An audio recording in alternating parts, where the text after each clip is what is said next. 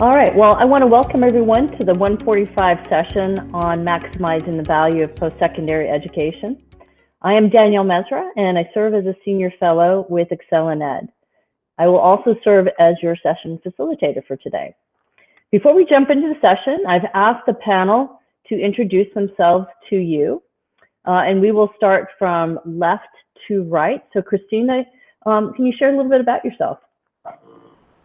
Hi, thanks Danielle, and thank you everyone for joining us this afternoon. My name is Christina Whitfield. I'm Senior Vice President and Chief of Staff at the State Higher Education Executive Officers Association. SHEEO is located in Boulder, Colorado and Washington, D.C., and we are a membership organization of the individuals who are charged with coordinating and governing the public systems of higher education in each of the 50 states. Fabulous. Joel? Thanks, Danielle, and thanks to ExcelinEd for hosting this. I'm Joel Vargas, Vice President of Programs at JFF. We're a national nonprofit organization dedicated to ensuring that everyone has the skills, resources, and credentials they need to achieve economic advancement. And we do this by really trying to drive transformation of the American workforce and education systems, partnering with post-secondary institutions, philanthropy, corporations, industry, startups, government, workforce boards, K-12 schools. Who have I left out? Nonprofits, just for starters, but I'll stop there. Thanks again for having me. Thank you, Joel. And Alex? Thanks, Danielle, and thanks to everybody for joining. I'm Alex Harris. I'm the Vice President of Programs for the Harold Castle Foundation in Hawaii. We're the state's largest family foundation.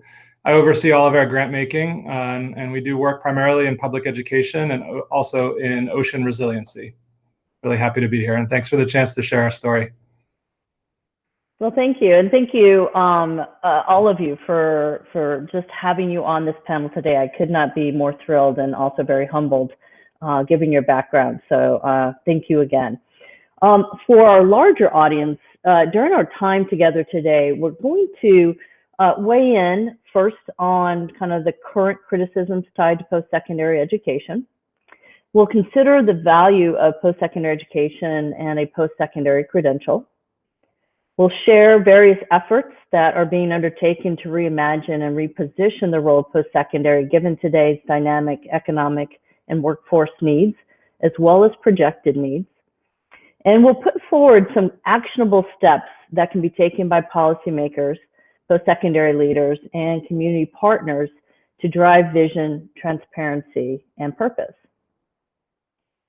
Before we start our panel discussion, I want to highlight some of the general criticisms that we hear nowadays. The first I should say, has to do with return on investment, the expected cost of tuition, room, board, textbooks to projected income, both in terms of the immediate and the long range. Another criticism is that a lot of the offered programs are often misaligned with workforce opportunities, i.e. dead-end degrees or overqualified candidates with credentials. Others have focused on culture of college and whether it really reflects today's student populations. Or that too often institutions are producing low completion rates with little accountability for those rates. And lastly, that operating budgets have ballooned such that it becomes untenable, while states have not necessarily taken up the issues that need to be addressed around these costs. And there are more that I'm sure folks could bring up, but this is really kind of a high level of those criticisms. Now, before I start the questions with the panel, I would love to have those of you who are with me and with us to take a short quiz. So you should see a quiz pop up. There are 2 questions here. And if you could, just go ahead and begin responding to these 2 questions. 1, are the criticisms leveled against post-secondary education with merit? And then the second question is of the choices offered, what do you view as the most valued role of post-secondary education? And panelists, feel free to jump in there as well.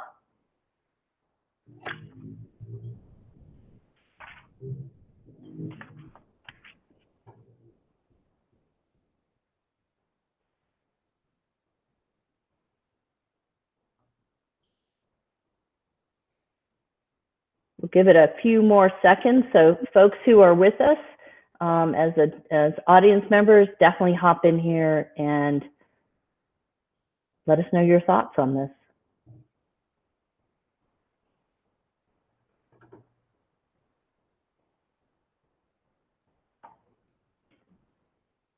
All right, as we are looking at our results, are the criticisms leveled against post-secondary education with merit? 75% of you said yes, they do feel that it is. We had a few that said yes and no. There is some truth to that, but maybe not to the extreme. And of the choices offered, what do you view as the most valued role of post-secondary education? And the vast majority of you, 88%, said that you felt that it was both providing that advanced learning, but also preparing that next generation of workers. And thank you guys so much for participating. I think this is going to be helpful for our panelists as we start the conversation. So let me kind of hop back here. I'm going to just share this slide briefly as I kind of close out this slide and bring up our panelists. We're going to jump right into the questions around maximizing the value of post-secondary education. So let me go ahead and close that and pop you guys up. All right, can everyone see everybody? I see all of you, so it looks like we're in great shape. All right, so let's get our discussion started. I'd like to have each of you, through your own professional lens, weigh in on whether or not some or all of the criticism I just shared about post-secondary education is warranted. And as you respond to that question, I'd like you also to give your take on the value of post-secondary. In other words, how would the value of post-secondary, or how should the value of post-secondary education be considered? And let's start with you, Alex, given that you are really kind of on the front lines as a community organization and really, quite frankly, an organizer. Let me have you respond to those two pieces around the criticism as well as the value. Sure. Thanks, Danielle. And just for a bit of context, we're a small island archipelago state of about 1.3 million folks. We have a statewide K-12 and higher education system. And so I guess the short answer I would say to your first question is, I think the criticism is absolutely warranted. Maybe just to kind of illustrate this point, we pulled some internal cohort data a couple of months ago. So we looked at high school graduates from a number of years ago, and we followed them through the pipeline, through the University of Hawaii system, and on into the workforce 1 and 3 years after graduation. And we cut those data by whether they were low income or not. And as you would expect, there were just tremendous gaps at every stage of that transition between low income and non-low income students. And I think it really reflects a number of dynamics that young people can't put their life on hold and sort of subscribe to this, all in on a 4-year or a 2-year journey. There's far too many barriers to entry. It's just way too hard to get in the door. It clearly reflects that higher education experience has been disconnected from the world of work, and that the pathways into a good job aren't always obvious. So, I think the data are very, very telling for us, at least. And yet, there was this other aspect to the data that was equally compelling, Danielle. And what we saw was that for those people who were able to make it all the way through that journey and obtain that post-secondary degree, the rate at which you were able to secure a living wage job was almost equal, whether you were low income or not. And so, there's still this sense that the post-secondary degree or credential is as close to a golden ticket as we have into the middle class. And so despite all those attainment gaps, it still has tremendous value in upward mobility. So, I'm really eager to share some of the things that we're doing, especially during this pandemic crisis, to make the post-secondary experience more focused and more employer-driven. But maybe I'll just end with kind of a quick story that shows the challenge that we're facing here. So our state electric utility has just put out a $4 billion contract to 29 developers to develop clean energy projects around the state. And it's a tremendous opportunity to shift our energy profile, but it's also an opportunity to move hundreds and hundreds of people into really interesting well-paying technology-driven jobs in the clean energy space.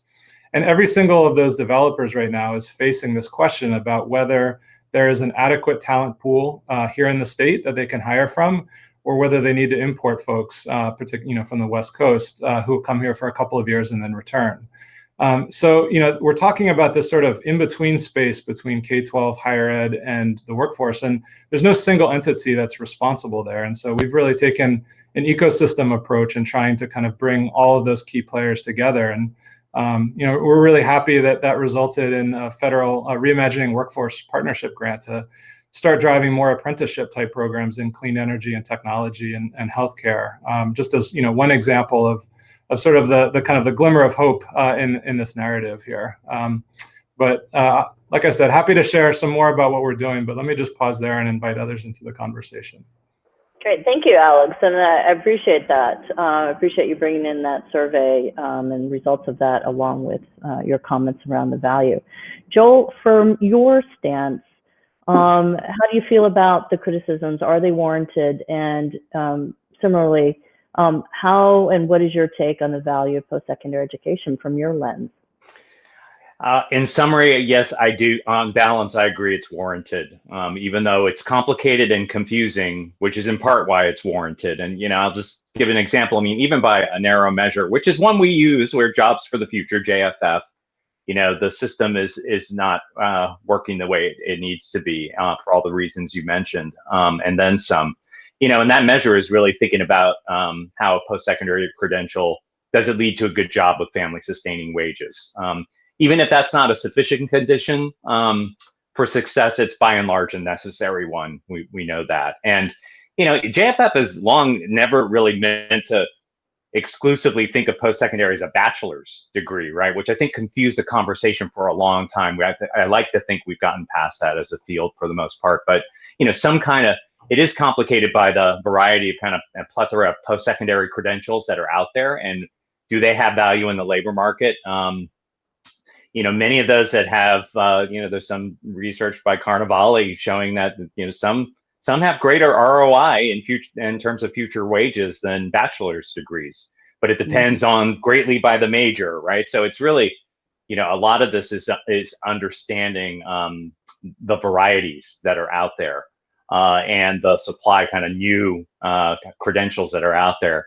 And so just to echo something Alex said, even before the economic crisis and the pandemic, although certainly now more than ever, unemployed people, so just not even students coming up through the pipeline, but all unemployed people and others experiencing poverty, they can't afford to take that much time out to do a long-term degree. They need to reskill and get back to work fast. And the current system fails too many on that front.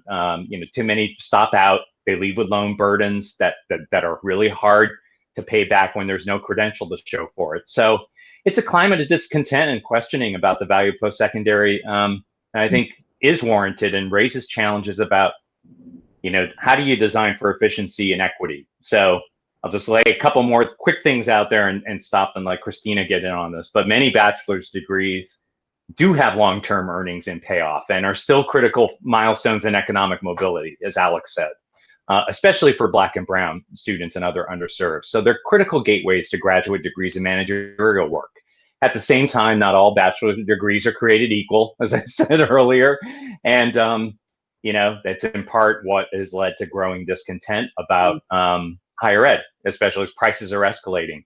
And then jobs that screen on bachelor's degrees don't, in fact, always really need them when you unpack what the actual skill requirements are. So that leads to some frustration too. So, and many of the short-term credentials that I've talked about that seem to be proliferating have strong payoff in their focused training area, maybe, right? They vary though as well in their employment outcomes.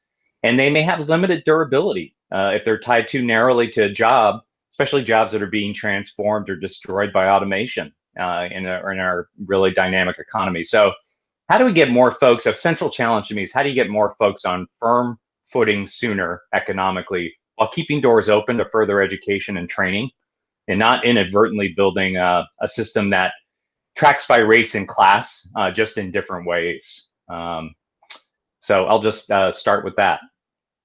No, I appreciate that, and I appreciate you also obviously bringing in that diversity, that equity issue into this conversation.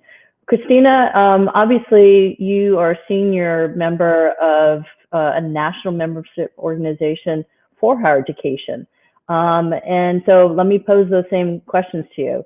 Are the criticisms warranted as you see them and as you talk with your member institutions? And how do you view the value of post-secondary education? Thanks, Danielle. I guess I would put myself in the yes and no category on that question. I mean, I do think there are valid criticisms, but I would underline what Alex said about there's no doubt about the importance of achieving post-secondary success in terms of long-term economic and financial stability for individuals. One of the things I would like to, and this will again will build on some of what Alex said and some of what Joel said, is to talk a little bit about how I think states have changed the way they look at the production of post-secondary credentials. Many in the audience are probably well aware that beginning in 2009, the vast majority of states responding in large part to the Obama administration's goal and to work at the Lumina Foundation established attainment goals for their states. These vary in terms of their end dates. Lumina's goal ends in 2025, and the details of the calculations. But the basic idea is that states want to increase the proportion of the adults in their population that has some kind of a post-secondary credential. And I think initially the conversations around these goals were pretty simplistic. I mean, to be really simplistic about it, we need more credentials for credentials' sake. And I think perhaps that's led that kind of conversation has led to some of the criticisms that you highlighted at the beginning of the session. But I think those conversations have become a lot more nuanced over the last 10 years. And now we see states asking really important questions about what is the value of particular credentials, or how do we define a credential of value? A lot of that boils down to program choice, which the other speakers have talked about. You can find within a single institution a lot of variation in outcomes depending on the program that the student chooses to follow. So I think what we're seeing as a result is that a lot of states are being a lot more specific about the kinds of credentials they want to produce. One example of this is the Workforce Ready Grant in Indiana, where students can receive, they pay no tuition and fees if they're willing to go into programs that the state has tied to economic development needs. Missouri has a similar program called the Fast Track Workforce Incentive Grant, where again, they're tying financial incentives to students to the kinds of credentials they know the state needs. One further example I would give to underline the importance of disaggregating the value of post-secondary education and thinking about the value to different kinds of students and different socioeconomic groups is to look to the state of Minnesota. Minnesota has one of the highest attainment rates in the country. So if you just look at the population as a whole, they're much more educated than almost any other state, but they also have one of the biggest gaps between their white and minority populations in terms of post-secondary attainment, and they're very honest and self-reflective about that. And so they're putting efforts in place to make sure they're looking at disaggregated information, and they're increasing the attainment rates of all the populations in the state, not just the overall population. So I think that's a couple of ways in which states have changed and become more nuanced about the way they're looking at credentials and the value of higher education.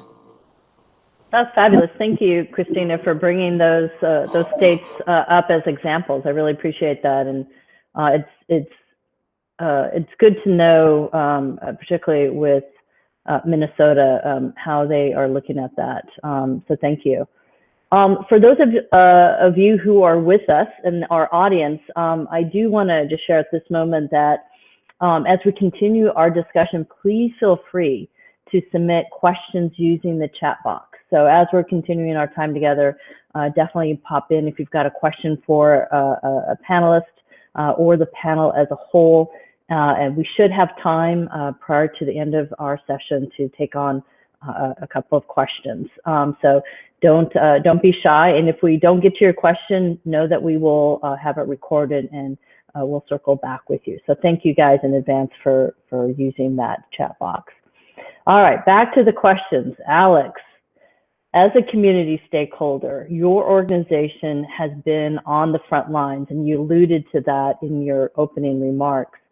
But your organization is on the front lines, calling attention to the need for systems alignment and the value of the post-secondary credentials. Can you share more with us why your organization entered into the space and what you hope will occur from this?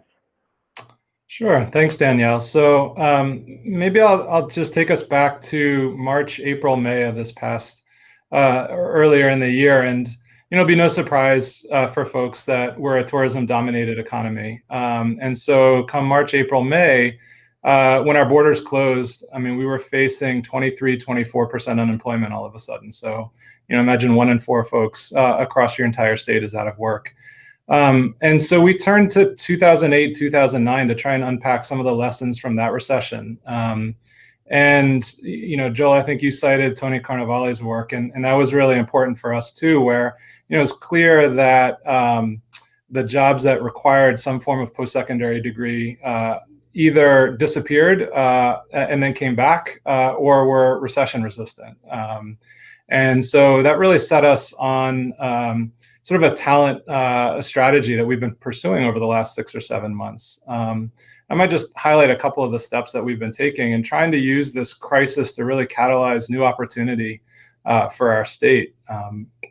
So, our roadmap started actually with some work with Jobs for the Future, and it was a pretty quick sprint over a 2-month period, looking at labor market data, interviewing a number of stakeholders, and we identified several recession-resistant industries and put those into what we call the talent roadmap. And there'll be no surprise to folks: healthcare, technology, skilled trades. But just naming those industries has been really important to, I think, shape the path and to cut through a lot of the noise that we're facing. So that's been sort of an important first step.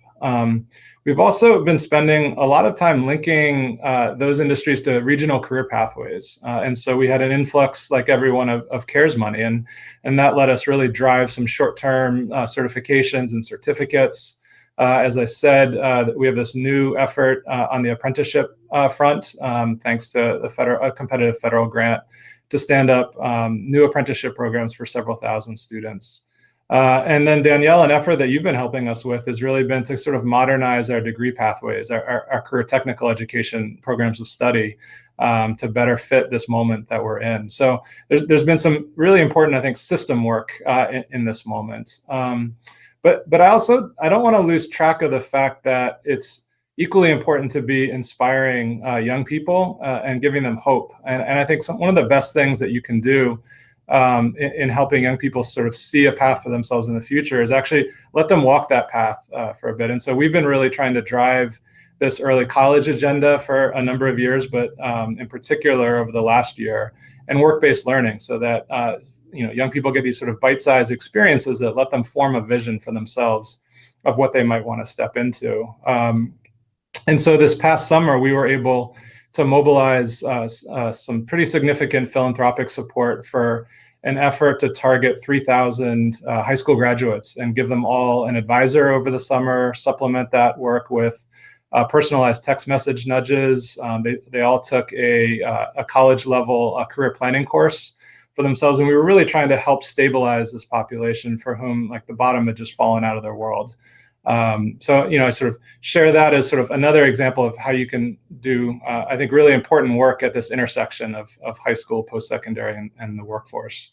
I think, Danielle, you mentioned a few, or maybe it was Christina a few minutes ago, about sort of the importance of making sure non-degree credentials have real value in the labor market. And we've just finished an analysis based upon both employer feedback and labor market data and identified about 275 occupations that pay a living wage in our state still, and 137 non-degree credentials that feed into those occupations. And so we have this, really people are out of work, and yet there's 25,000 active job openings right now in the state. So where we need to move folks from jobs that don't exist anymore into jobs that still exist. And so we're trying to get a lot smarter on what those non-degree credentials look like. I guess the last thing I would say is, I think of this work as really important ecosystem work. And so we've been investing very heavily in our community college system, in our high school principals, particularly for those high schools that have career academies, in an organization called Hawaii P20, which is an intermediary organization. But then also on the employer side, and creating new positions at the Chamber of Commerce and in our healthcare association and other places. And I think the benefit of an ecosystem approach is that, when the bottom falls out and you have an emergency, there's just, there are far more organizations and far more capacity that's much better positioned in order to respond collectively. And I think that's what we've been doing. Fabulous. And thank you, Alex. I learned a little bit more. I thought I knew what you were up to, and clearly I don't, which is wonderful. Christina, Joel, your organizations are national, and so obviously you find yourselves engaged across a number of states regarding post-secondary education, particularly around the value and the purposes of it, not only for the learner, but obviously also for the states and their community stakeholders. So question for you guys, what are you seeing at that macro level across states on how post-secondary systems, institutions, and those offered credential programs are being reimagined and revitalized to meet the needs of their constituents? And what would you say have been the catalysts for those efforts? So obviously Alex shared a little bit about what he's seen on those front lines, but from your macro level, when you look across the states and states are having these conversations, systems are around reimagining and revitalizing post-secondary education, what are you seeing and what do you say the catalysts are? And let me go ahead and start with you, Joel, first, and we'll go to Christina. Yeah, I think in terms of what we're seeing that has some thematic, sort of consistency, acceleration, alignment, and articulation. I'll go into examples of this. Competency-based advancement, learning and earning tend to what kind of draw these together. I think the catalyst, Danielle, it's a great question. A lot of it has to do with being in this, I mentioned this before, a dynamic economy where there are huge technological advances and increasing skills demands, and where people hold more jobs over the course of their working lives than ever, right? And kind of really understanding that. And then, of course, how the outcomes are so inequitable, and that's in our faces now, right, more than ever. So, and I think in addition to all those shared attributes of programs, in my view, it's kind of like, in my humble view, right, it's about bridging systems that are ossified and designed to structure routes as destinations rather than like, key junctures and lifelong learning. And I feel like people are starting to get that, like, how do we redesign this so that it's more about the latter?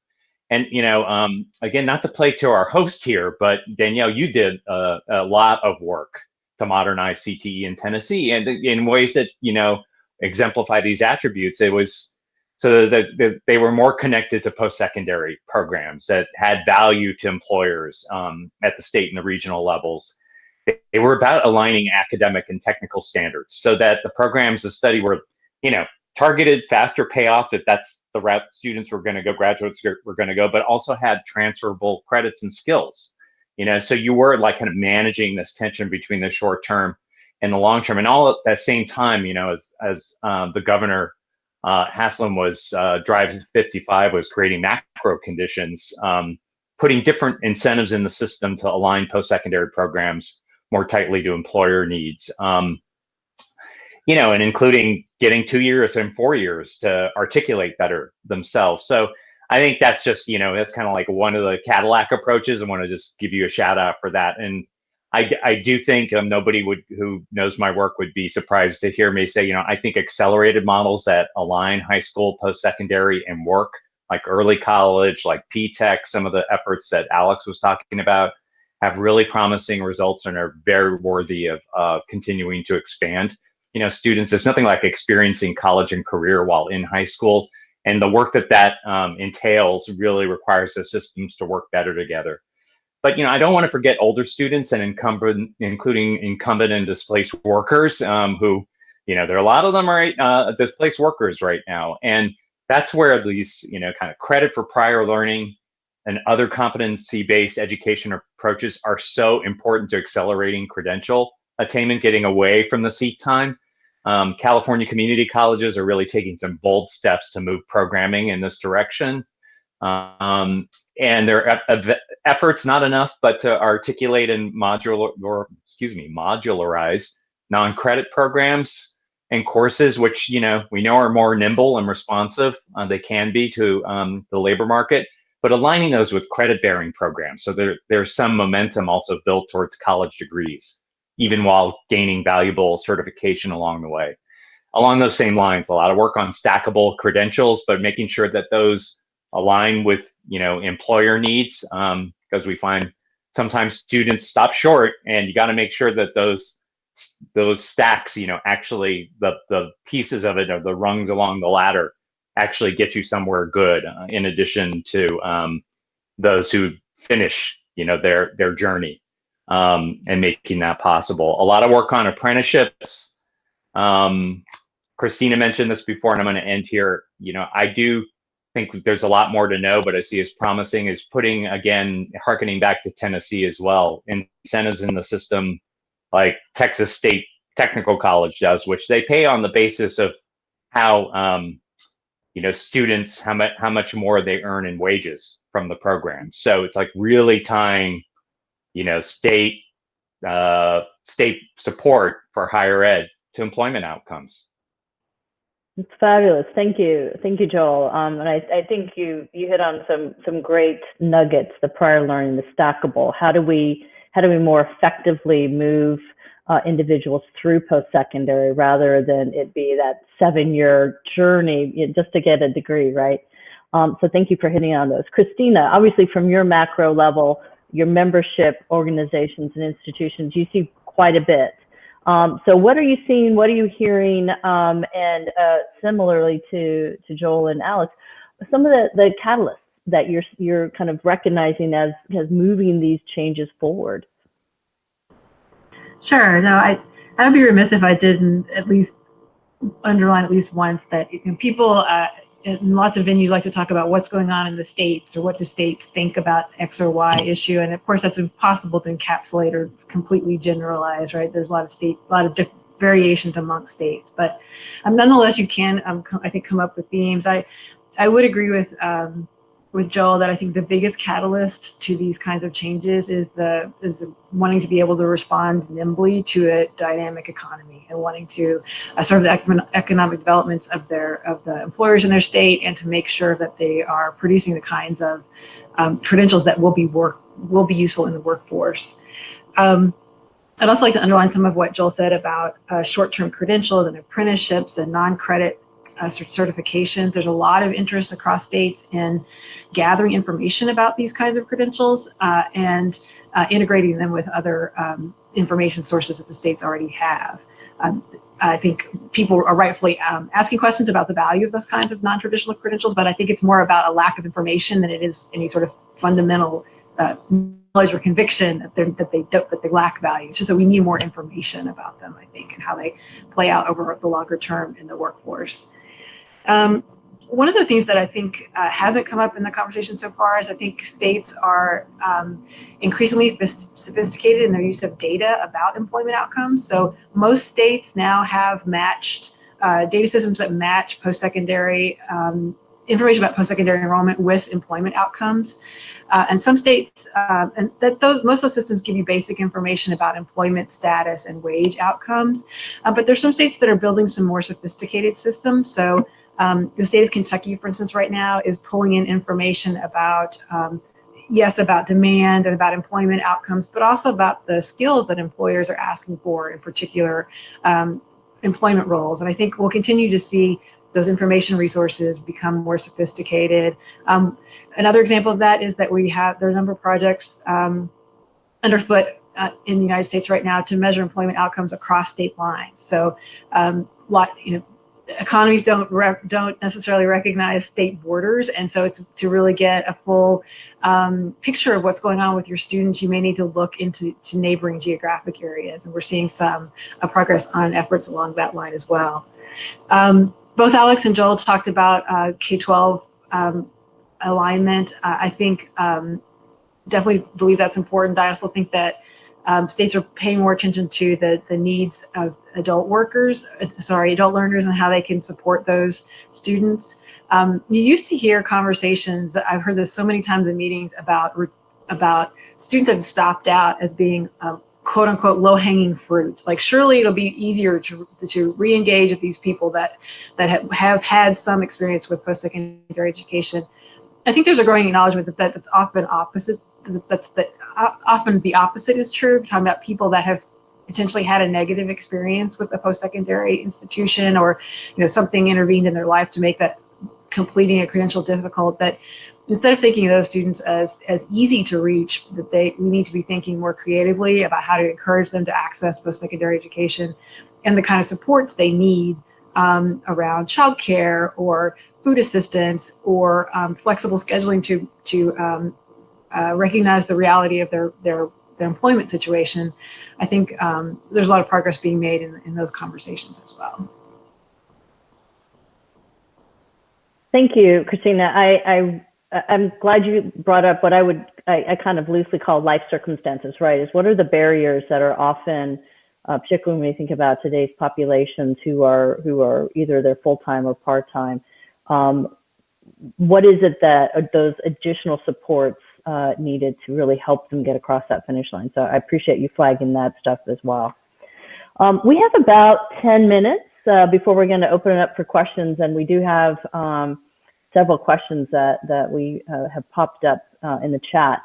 So before I open that up for questions, I'd love to have each of you give us your top 3 or 4 takeaways and or action steps that we as various policymakers and stakeholders need to consider and act on to maximize that role and the value of post-secondary education, not only for the learners, but also for our citizenry. So, what are those key 3 to 4 takeaways or action steps that you'd want to leave us with before we start our Q&A? And so let's start with you, Christina. We ended with you. Let's start with you.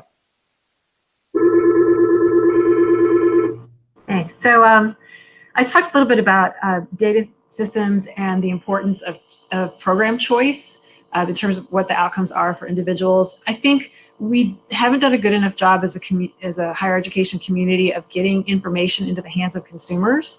There are a lot of information resources available that tell us about the range of outcomes for particular academic programs, but I'm not sure that we've developed enough user-friendly tools, or that we know enough about how consumers are really using that information to make decisions. So that would be one of my sort of suggestions for the field. I think we need to continue to realize that post-secondary education doesn't mean a 4-year degree or necessarily even a 2-year degree, but there are lots of ways that people get training after high school, and that many of those different avenues have value. I think that institutions and states need to use the information they have available to make decisions, to inform decisions about program approval, what new programs are being instituted in higher education institutions, about whether or not programs should be expanded, about whether or not programs should be changed or closed, frankly, if they're not meeting workforce needs. So again, just making use of the rich information resources we know we have at hand.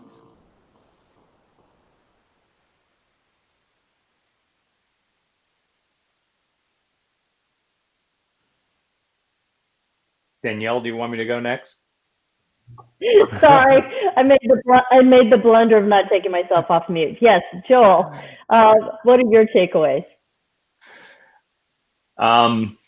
Yeah, I would say, first of all, prioritize programming that incorporates, career pathways, learn and earn strategies, acceleration, competency-based approaches that I mentioned previously. To even kind of get a little bit more granular, I think one thing we can do is really push on federal and state financial aid to include some more short-term training and credentials as part of what it can pay for, and then of course what we have to be protected for is upholding quality, making sure that those credentials really focus on good employment outcomes and their data around that. and that there are also pathways, they're part of pathways to longer term credentials and the stackability idea that I talked about previously. I think there, and Christina touched upon some of this. Alex, it sounds like you're doing work in Hawaii around this, is providing more navigational and data tools that help, use the technology we have to match people to good work and training programs, so that they understand better, because it's more transparent, what the credentials get you and where to go get them, and have increasing confidence that they'll be validated by employers. So there are some efforts going on, including those I just learned about today, but, I know Credential Engine is trying to make some sense of the credentialing landscape nationally. So I think efforts like that are really worthy. JFF has published a scan of navigational tools that are promising for individuals and institutions that I encourage people to take a look at. I mean, I think those hold a lot of promise. A lot of them are developed by private entrepreneurs, but some of them are quite powerful given the kind of technology that they harness. And I'd say finally, make room to innovate and promote responsible experimentation with new financing tools like ISAs that open access to students and providers, while making sure you protect students and provide a check for quality. As I just don't Pell right now, it can't pay for everything. It can't pay for everything it's supposed to pay for now, where then it's not equipped to sort of solve the big problems that are ahead of us right now.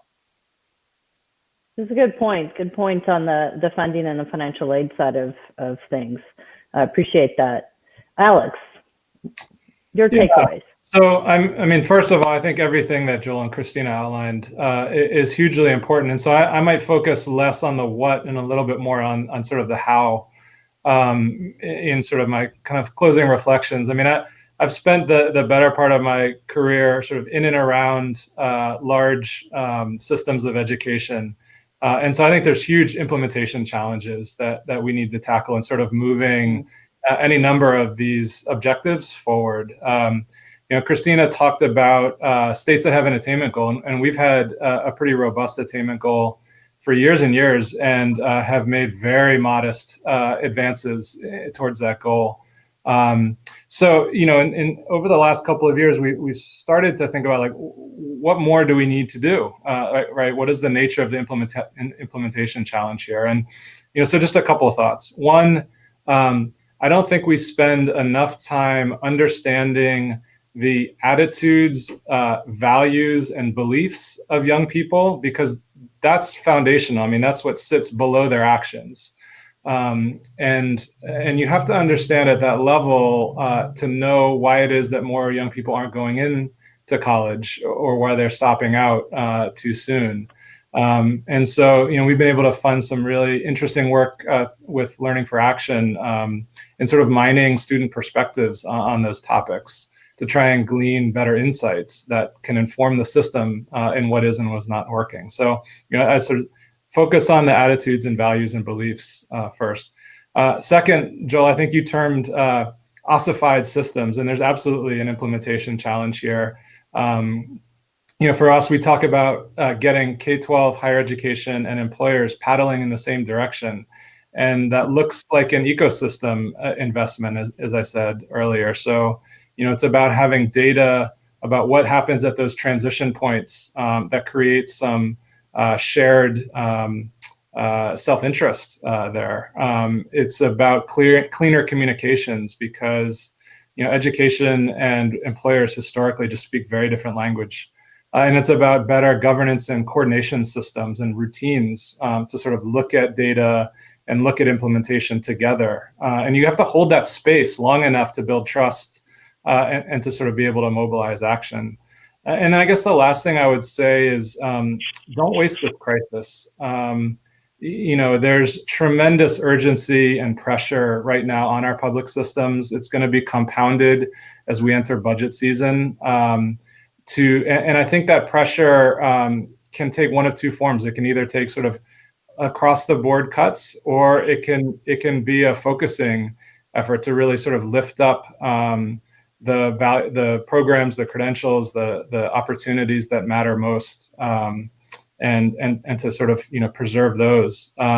There's also going to be at some point a new tranche of federal funding that comes down the pike, and I think preparing ourselves and looking at what we did in 2008 with ARA funds and asking ourselves, like, what's stuck? What do we want the story to be besides just sort of plugging gaps? I mean, what's the systems change or evolution opportunity that we can use those funds, as you say, Joel, to do more R&D, to push new models, to sort of lift up programs that have real value in the labor market. So, I think those are my thoughts, and eager to turn it back to you, Danielle, and to hear from the group on any questions they might have. Yeah, there's actually quite a good number of questions. It's unfortunate we went at all of these. I'm going to start with one that just came in most recently, and that is, and I would love to throw it out to all of you. Given that more federal stimulus will be coming and that these are finite amounts, one-time use, what are the 1 to 2 priorities governor's offices and state legislators should target with these crisis funds?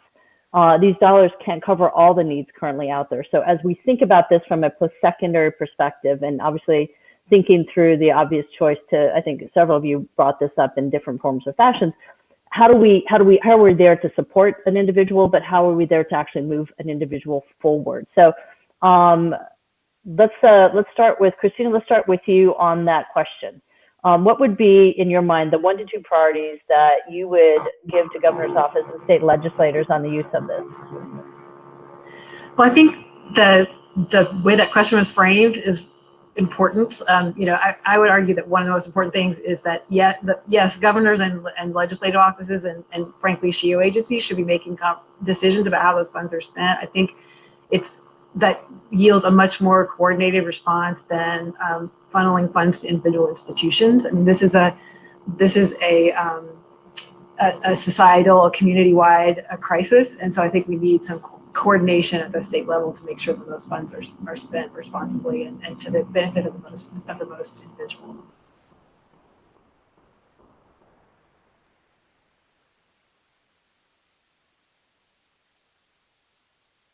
All right, Joel, Alex, anything that you would like to add to what Christina shared? I guess I would just add, I think it's on a similar note, and what comes to mind is hard to make a choice, so I'm going to punt. You don't just have it all go towards short-term immediate needs, although that's important and that's what's right in front of us, right? Reskilling, rapid reskilling, rapid job placement. Got to keep our eyes on the long-term horizon too, and invest in some infrastructure and muscle that we're going to need in the systems to do the job better over time, including investments in, I know it sounds wonky, but of course, the data systems and the data transparency, the work around understanding what the landscape of credentialing is and making that info really accessible to folks, and investments in interagency, dare I say, interagency coordination or transformation. I mean, it just has to happen. Each of these systems cannot do the important lift on their own. So investments in that are really important, even though they don't feel like they're solving tomorrow's problems. Alex? Maybe just two quick thoughts to layer on top of the good comments. So one is, I think investments at the transition have outsized impact.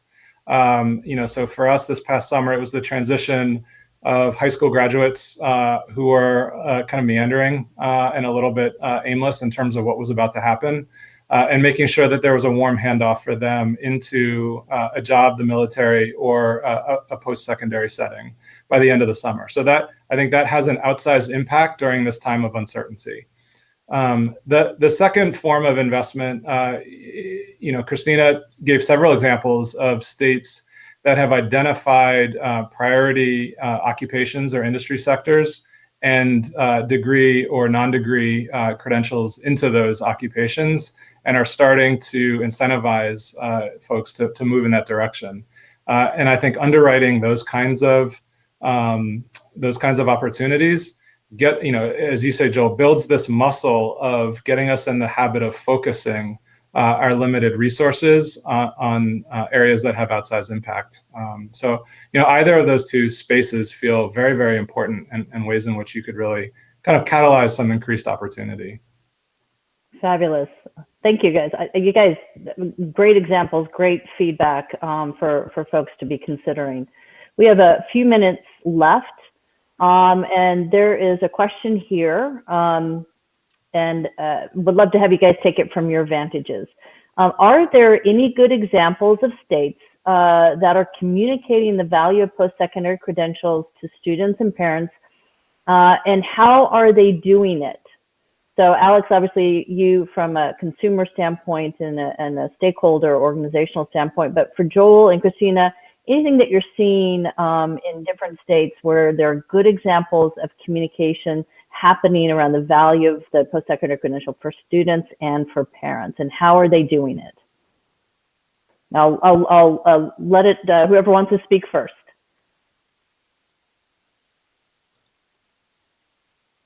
I mean, look, we've tried any number of things, from radio ads to websites to social media, and I'm not sure any of those efforts have the sort of stickiness and impact that we would have wanted to see. I mean, I said at the outset that I think giving folks the experience that points them in a particular direction. So, early college programs that let them experience while they're still in high school of what this collegiate environment will look like, and then coupling that with kind of a counseling conversation at the end of it.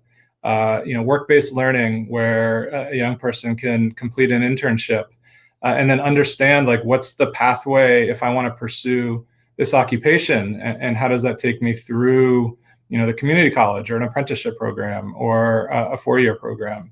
I mean, I've come to think more and more that these types of sort of real world experiences coupled with, Joel, as you said, navigational supports are increasingly the way to go. And I guess the only other thing I would say is, Danielle, you mentioned parent engagement. I think particularly given how different the labor market is today from when many parents were thinking about, their first job.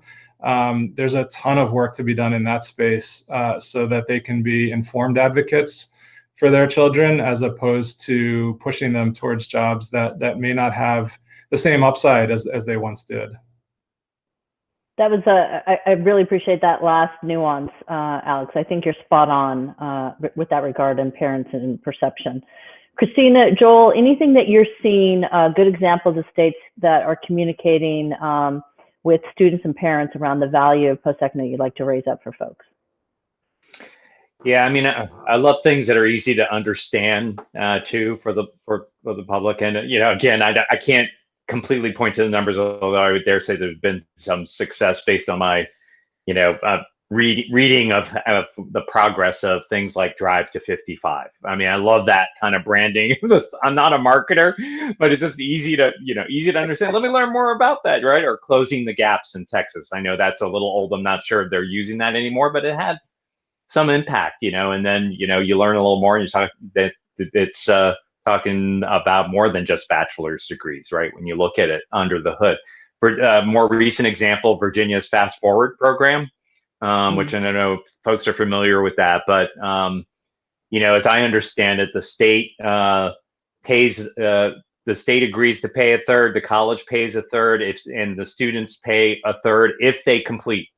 Then otherwise, if they don't, there's a little bit more burden on the college and the student to pick that up. But the state is making sending an important signal, about the importance of completion, and what they'll pay for. But the moniker does matter too in getting that kind of take up and interest. Great, Christina. Sure, yeah. I mean, I mentioned Indiana before. They've got a great public relations campaign called You Can Go Back, and they push out pretty personalized or individualized information to students that are trying to re-engage in their post-secondary system. I think fundamentally states that succeed in pushing forth the message that everybody needs training after high school. Everybody needs training after high school, but what that looks like can take on a lot of different flavors. I think that's the fundamental message that we need to be getting now. Danielle, I wonder if I could just jump in one more time. This is a space where I think there's a lot of insight from behavioral economics and behavioral psychology. And so there are experiments happening all across the country that are worth paying attention to. I mean, for us, we're trying to forgive small amounts of debt for students that have some credit but no degree and have stopped out. And, you know, is that a sufficient incentive to sort of scoop them and encourage them to go back? We're underwriting their first class so that it's free. And, you know, and again, like, is that a sufficient incentive for them to want to return back to the system? Whereas you said they might have had a negative experience. So, you know, as I said, behavioral psychology, I think, has some real insights in sort of how you motivate people on a very micro level that we can mine and sort of replicate in our systems. To be honest with you guys, I wish I had 2 more hours with you. These are absolutely amazing examples, and again, great perspectives that you have provided, and that it is all that I was hoping each of you would be by bringing together as one panel. And I cannot thank you enough for talking through the value of post-secondary and the way in which that is showing itself, not only within your immediate community, but across states overall. And I thank you from the bottom of my heart for joining us today. And I also recognize that we are essentially at time, and it's a perfect ending. So thank everyone for joining us today for this discussion around the value of post-secondary education. Feel free to obviously reach out to us if you have any continued questions that you would like to have more information on. But to Alex and Christina and Joel, thank you. And I look forward to our next time that we see one another. Take care, everyone, and we will see each other soon.